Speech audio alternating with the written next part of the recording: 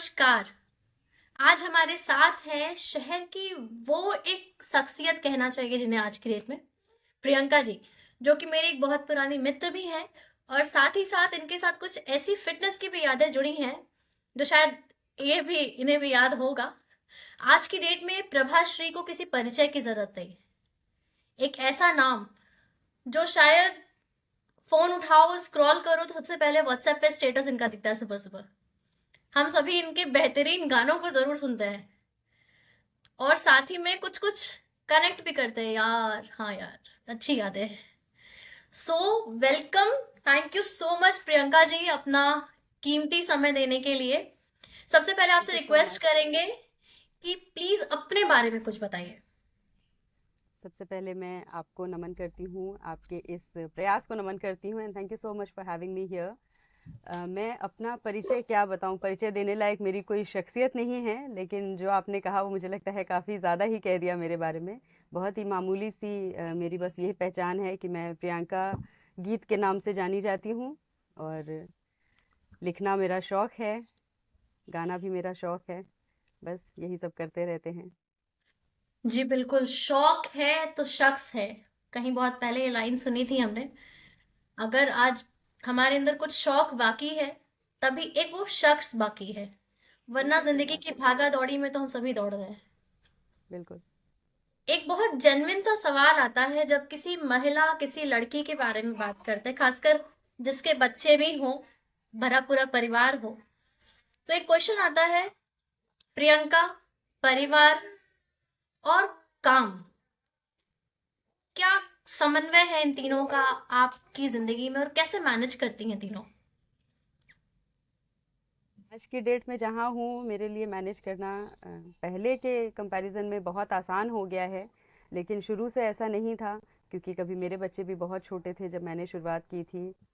तो मुझे लगता है कि जो एक अष्टभुजा नारी वाला स्वरूप आजकल बहुत वायरल है इंटरनेट पे, जिसमें एक हाथ में लैपटॉप होता है, एक में कड़छी होती है, एक में मोबाइल होता है, एक में बच्चा होता है, वो बिल्कुल आज के ज़माने की एक औरत को डिपिक्ट करता है और बहुत ही मेरी फेवरेट है वो पिक्चर।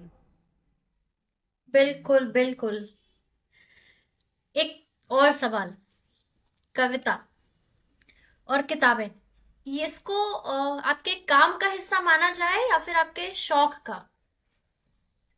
अ, एक ऐसा शौक जो काम बन गया, मैं ये कह लूँगी।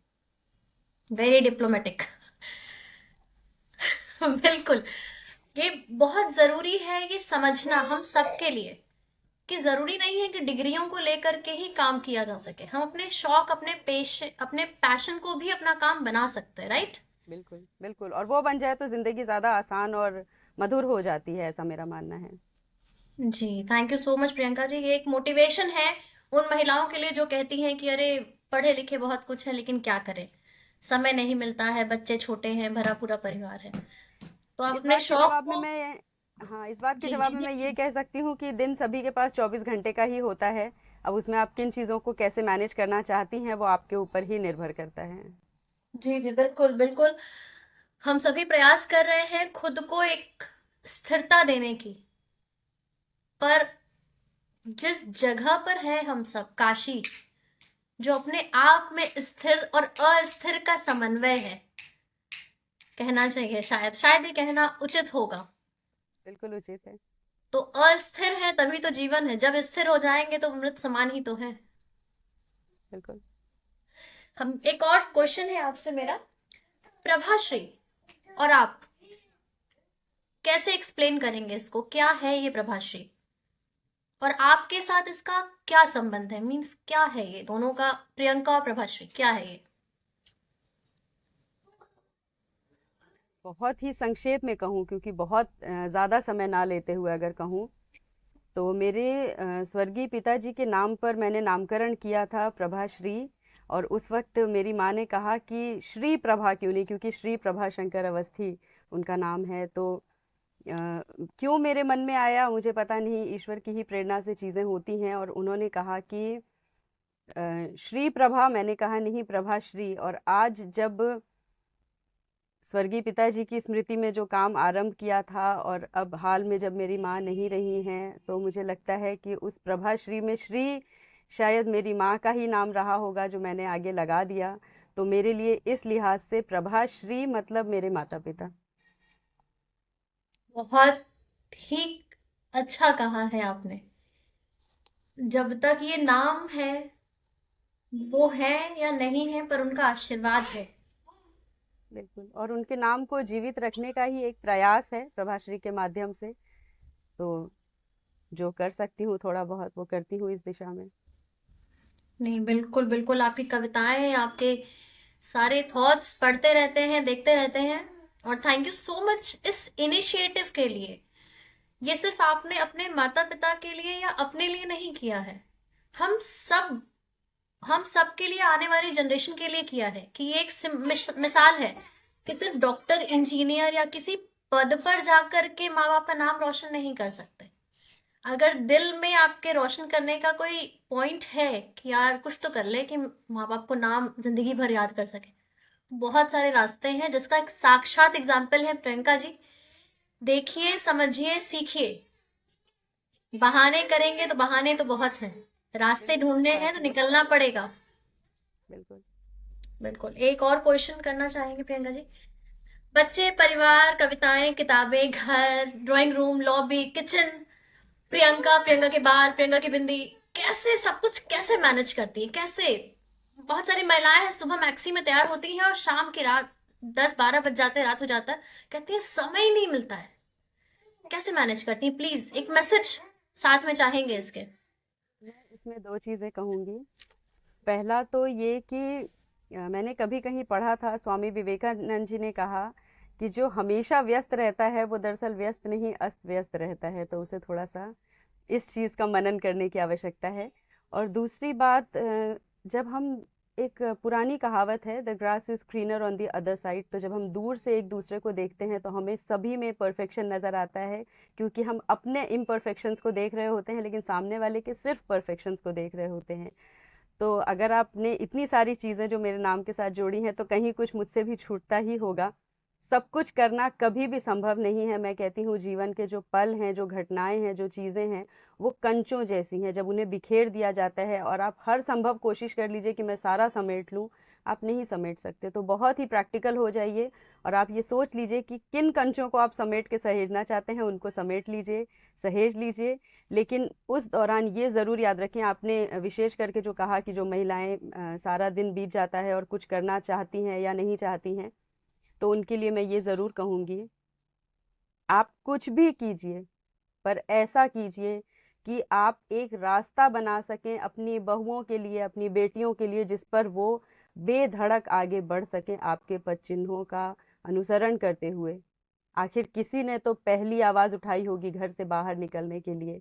आज हम क्या उन महिलाओं के शुक्रगुजार नहीं हैं जिन्होंने हमारे लिए ये राह आसान की, क्योंकि हम पहले नहीं थे। जो पहला होता है उसे जद्दोजहद बहुत ज़्यादा करनी होती है। तो एक, अगर हमें जद्दोजहद करनी है और रास्ता बनाना है तो हम करें, ताकि हमारी बहुओं को, हमारी बेटियों को वो जद्दोजहद ना करनी पड़े जो हमें करनी पड़ी हो। तो मैं उन महिलाओं के लिए ये ज़रूर कहना चाहूँगी, हिम्मत रखें और आगे बढ़ें ज़रूर।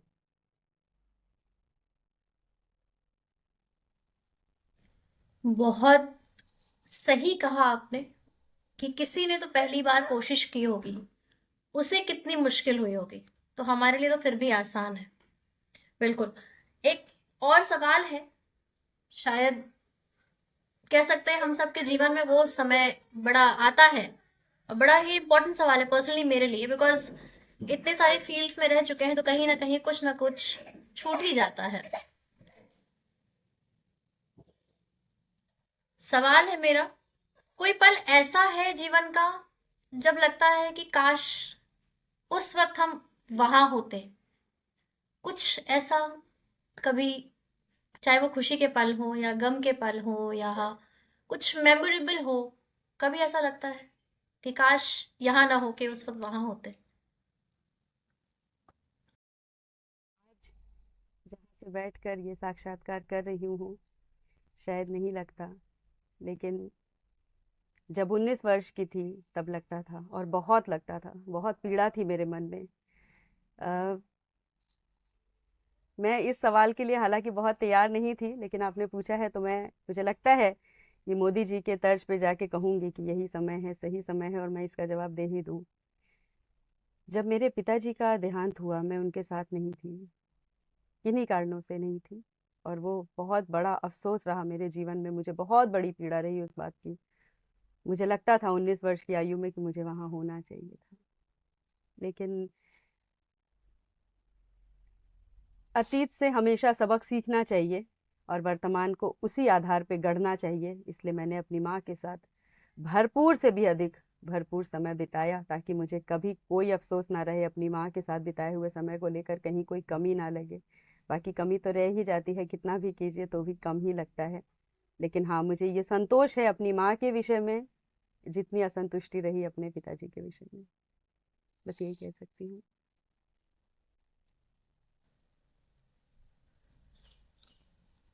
ये अगर इसको उस तरह देखा जाए, कुछ हद तक कह सकते हैं ये वाला प्रोस्पेक्ट मेरे जीवन में भी बीता। बस उम्र, परिस्थितियां अलग थी। पिता की मृत्यु से लेकर के आखिरी बार चेहरा देखने से लेकर के नहीं देखा, नहीं देखा पिता का, तो वो चीज शायद महसूस कर सकते हैं कि कैसा लगता है। खैर, हम लोग आगे बढ़ते हैं।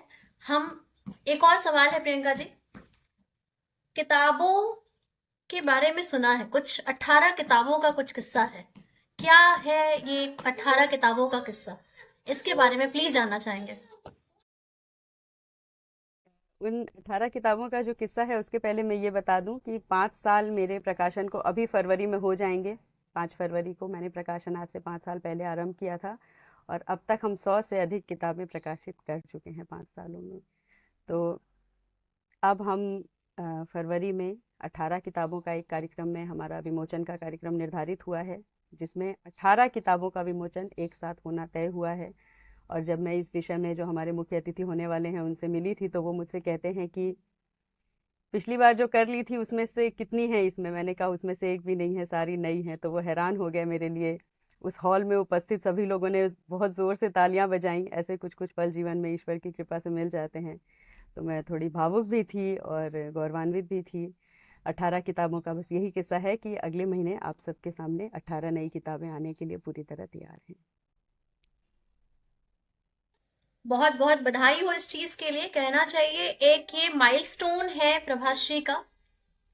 बिल्कुल। और मेरे ख्याल से वाराणसी में ऐसा कार्यक्रम शायद पहली बार देखने को मिलेगा, जहां पर एक साथ 18 किताबों का विमोचन होगा, और जहां पर एक बहुत बड़ी हस्ती भी मौजूद होंगे, जहां तक थोड़ा बहुत सुनने में आया है। क्या आप उसके बारे बिल्कुल। में कुछ बताना चाहेंगी?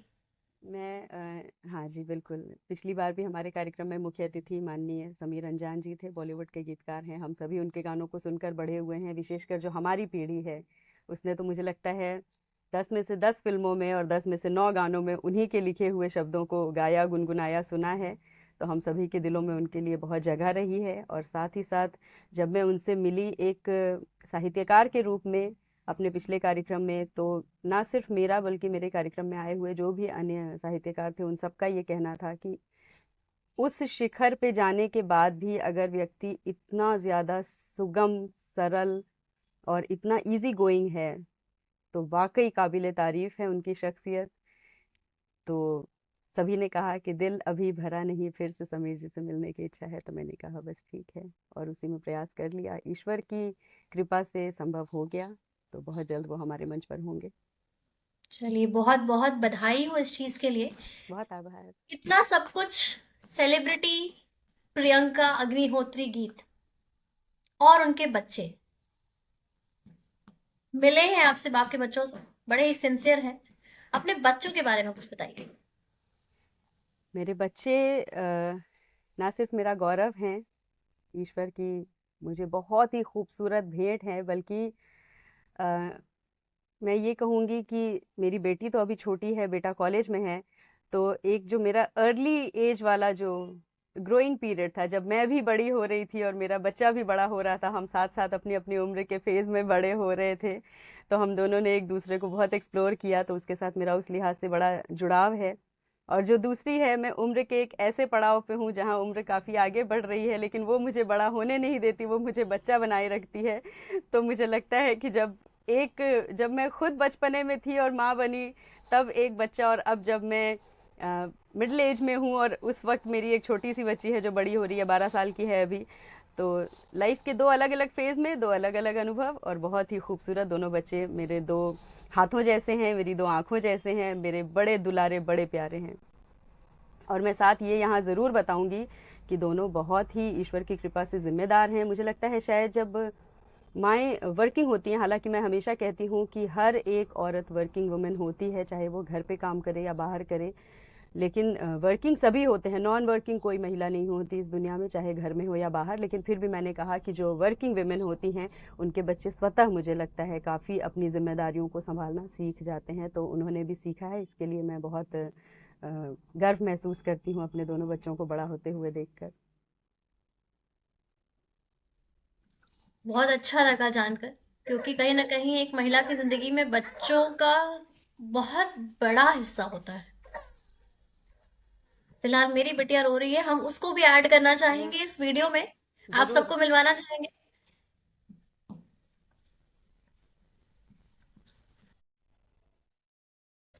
ये है मिलिए इनसे, ये है अदीरा मिश्रा। हेलो अदीरा। चलिए इसी के साथ हम नेक्स्ट क्वेश्चन की तरफ भी चलना चाहेंगे। जैसा कि किताबों के बारे में बताया आपने, बच्चों के बारे में बताया, ये सभी तो वो सारी चीजें हैं जो आपके जीवन में बड़ी ही खूबसूरत है। अगर अब तक देखा जाए तो सब कुछ बड़ा अच्छा अच्छा है। एक मैसेज चाहेंगे कि इन सब अच्छे अच्छे के लिए बहुत कुछ स्ट्रगल भी करना पड़ा होगा, जहां तक पर्सनली थोड़ा आपको जानते भी हैं कि आपने अपने जीवन में बहुत मेहनत भी की है। कहते हैं ना, थाली में परोसे गए भोजन को देखकर लगता है वाह कितना स्वाद है, पर उस एक एक स्वाद को गढ़ने के लिए कितने मिर्चों को पीसना होगा, कितने लहसुन को छिलना होगा, कितने मसालों को भुनना होगा, उसके ताप को समझना होगा। उसके बारे में आप क्या कहना चाहेंगे? के बारे में एक वन लाइनर दे दूं, मेरी बहुत ही पसंदीदा एक पंक्ति है, कुछ किए बिना ही जय जयकार नहीं होती, कोशिश करने वालों की कभी हार नहीं होती। तो बस कोशिश करते रहें करते रहें करते रहें, तब तक जब तक कि आप वहाँ ना पहुँच जाएं जहाँ आपको पहुँचना है। और जब वहाँ पहुँच जाएं तो थोड़ी और कोशिश करें, थोड़ा और आगे बढ़ें, क्योंकि हम जितना आगे जाएंगे उतना ही हम दूसरों के लिए सीमा निर्धारित करते हैं कि हाँ, यहाँ तक भी जाया जा सकता है। तो जो सीमा है पार करें, उस सीमा के बाद एक और सीमा निर्धारित करें, उसे भी पार करें। मैं यही संदेश दे सकती हूँ, कीप गोइंग। और संघर्ष जहाँ तक है, मुझे लगता है संघर्ष के बिना तो कुछ हो ही नहीं सकता जीवन में।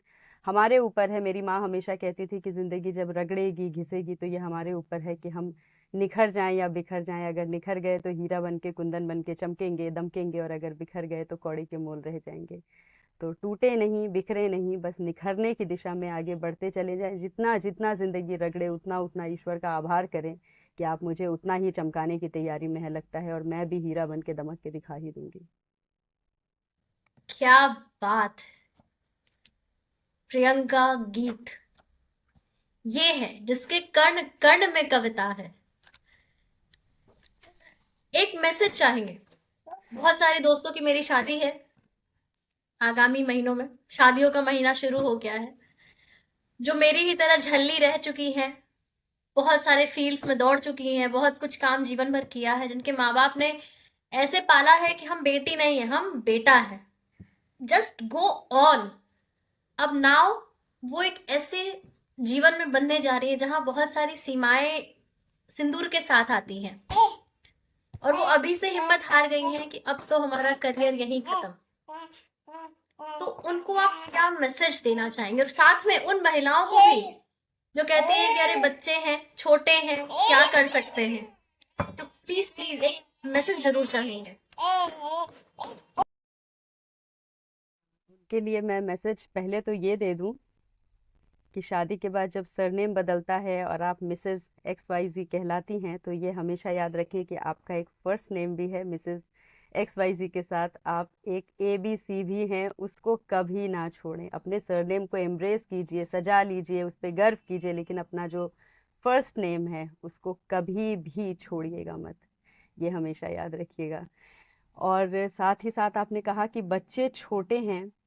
मैं बताऊं आपको रश्मि जी, जब मेरी शादी हुई और मैं खुद ही, मेरा मानना है कि छोटी सी बच्ची थी और मुझे शादी मेरी हो गई कम उम्र में। हम दोनों ही पति पत्नी बहुत छोटे छोटे थे और कम उम्र में जिम्मेदारियां पारिवारिक हम लोगों ने जब उठाई, मेरे मन में हमेशा कुछ करने की चाह थी।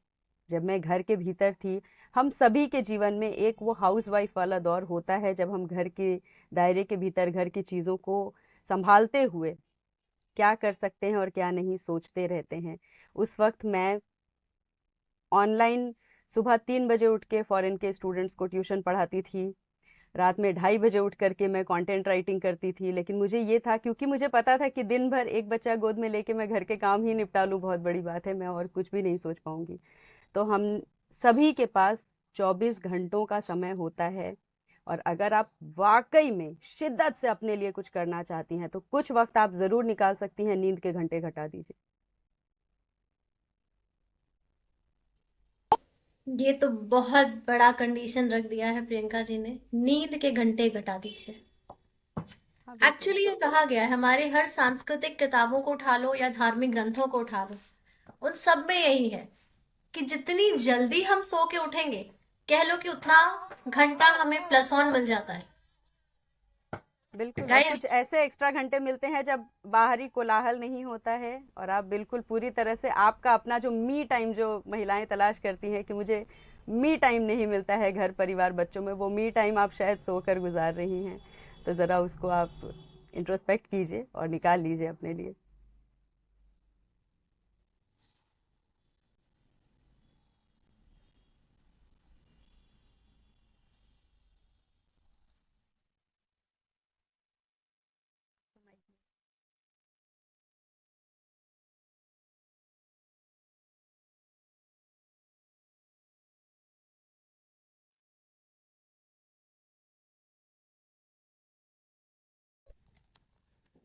आई होप मेरी आवाज आ रही होगी आपको। बिल्कुल। फाइनेंशियली इंडिपेंडेंट होना कितना इंपॉर्टेंट है किसी महिला के लिए, आपके हिसाब से क्या कहा फाइनेंशियली जा सकता है? इंडिपेंडेंट होना किसी भी महिला के लिए, चाहे किसी भी महिला के लिए फाइनेंशियली इंडिपेंडेंट होना, इररिस्पेक्टिव ऑफ द फैक्ट कि वो समाज के किस तबके से आती हैं, किस वर्ग से आती हैं, उसके उसको किनारे रखते हुए मैं कहूँगी फाइनेंशियली इंडिपेंडेंट होना उतना ही ज़रूरी है जितना आपका एक जीवन को जीना। तो आप हर संभव प्रयास कीजिए, भले आप 100 रुपये कमाइए, भले आप 1000 रुपये कमाइए, लेकिन आप अपने पैसे ज़रूर कमाइए। क्योंकि जो मैं NGO चलाती हूँ और बहुत सारी महिलाओं से बात करती हूँ, मैं बताऊँ आपको, यहाँ तक सुनती हैं महिलाएं कि तुमने अपना घर नहीं बनाया है। तो अगर आप अपने पैसे कमाती हैं तो आपको ऐसे बहुत सारे तिरस्कार और अपमान से शायद मुक्ति मिल सकती है, और यदि ना भी मिली तो भी आपके मन में ये तसल्ली होगी कि मैं भी कुछ तो कर ही रही हूँ। जैसे महिलाओं को बहुत सारे घरों में, मैं हर घर की बात नहीं कर रही हूँ, लेकिन बहुत सारे घरों में अमूमन ऐसा देखा गया है कि महिलाओं को ये एहसास दिलाया जाता है शब्दों से, बॉडी लैंग्वेज से, नज़रों से, देखने के तरीके से, व्यवहार से, कि वो बैठ कर खाती हैं, टीवी देखती हैं और कुछ नहीं करती। तो आप उससे बचने की दिशा में फाइनेंशियली जब इंडिपेंडेंट होती हैं तो पहला कदम वहीं बढ़ा लेती हैं। तो उस दिशा में ज़रूर काम करें। और बिल्कुल। ये कभी ना सोचें कि मेरे पिताजी के पास बहुत पैसे हैं, या मेरे पति के पास बहुत पैसे हैं, या मेरे ससुर जी के पास बहुत पैसे हैं तो मुझे कमाने की ज़रूरत नहीं है।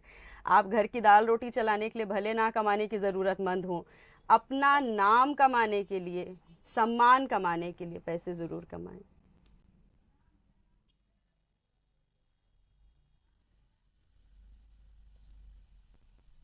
हम इसमें साथ में एक ऐड करना चाहेंगे कि इस पॉइंट पर भी बहुत सारे लोग कहते हैं कि जब हम लोगों को सेल्फ इंडिपेंडेंट होने के बारे में बताते हैं तो कहते हैं उनको क्या करना है, वो तो सुबह उठते हैं, खाते पीते हैं, चाहे पिता हो, भाई हो, पति, तीनों के लिए स्टेटमेंट सेम है ना। कट रही है। हेलो, आ रही है आवाज मेरी? आपकी अब आ रही। फिर से बोलें आप। पिता, पति, और मैं एक चीज भाई। और बताऊं। हाँ जी। आ- आपका ना वीडियो भी बहुत साफ नहीं आ रहा। हाँ, that's why I am taking a backup of शायद आप। This phone. ओके। हाँ ठीक है। ओके। जी बताएं आप। आ रही है आवाज? हाँ जी बिल्कुल। ये भी कहना चाहेंगे, इसमें हम ऐड करना चाहेंगे कि यूजुअली वो लोग बोलती हैं कि लेडीज की अरे उनको क्या करना है, उनको तो सुबह उठना है, रेडी होना है, खाना खाना है, फिर ऑफिस चले जाना है, दिन भर का परिश्रम तो हमें करना है। पर जब वही किसी पुरुष से बात करते हैं तो उनका कहना होता है कि वो तो एटलीस्ट घर पर तो है, बच्चे को बड़ा होते तो देख रही है, मेरे माता पिता को बूढ़ा होते देख रही है। हम तो दिन भर इस धूल मिट्टी में बिता देते हैं इस सोच से कि जब शाम को लौटे तो बच्चा बोले पापा ये ले आना है तो मेरे पास उतने पैसे रहे।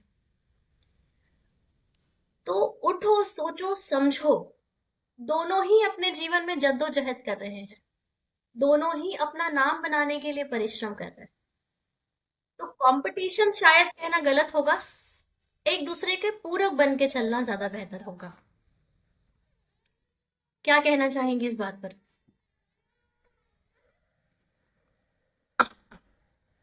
मैं तो यही कह सकती हूँ कि जब दो पहिए की गाड़ी होती है तो दोनों पहियों का बराबर होना बहुत ज़रूरी है। तभी आपकी जो जीवन की यात्रा में राइड है वो स्मूथ होगी। अगर आप स्मूथ राइड करना चाहते हैं दोनों साथ में तो पहियों को बराबर रखने का हर संभव प्रयास कीजिए। और जहाँ तक आपने कहा कि महिलाएं पुरुषों को नहीं समझ पाती हैं या पुरुष महिलाओं को, मुझे लगता है कोई एक दूसरे को नहीं समझ पाता है। महिला पुरुष की बात ही नहीं है। एक इंडिविजुअल दूसरे इंडिविजुअल को समझे, ये बहुत ही बिरले देखने को मिलता है। इसीलिए मैंने कहा था कि the grass is greener on the other side.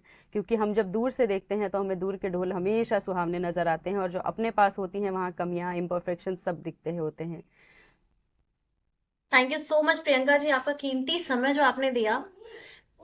एक आपकी अपनी लिखी कोई कविता जरूर सुनना चाहेंगे, आई रिक्वेस्ट। अगर मेरी अपनी लिखी कोई कविता आप सुनना चाहेंगी।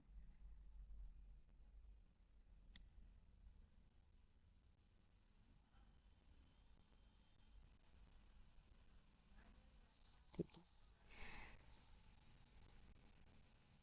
न शरारों में और न शराबों में ढूंढना, क्योंकि आजकल लोग हाई की बात करते हैं तो मैं यहाँ बता रही हूँ कि मेरा हाई क्या है।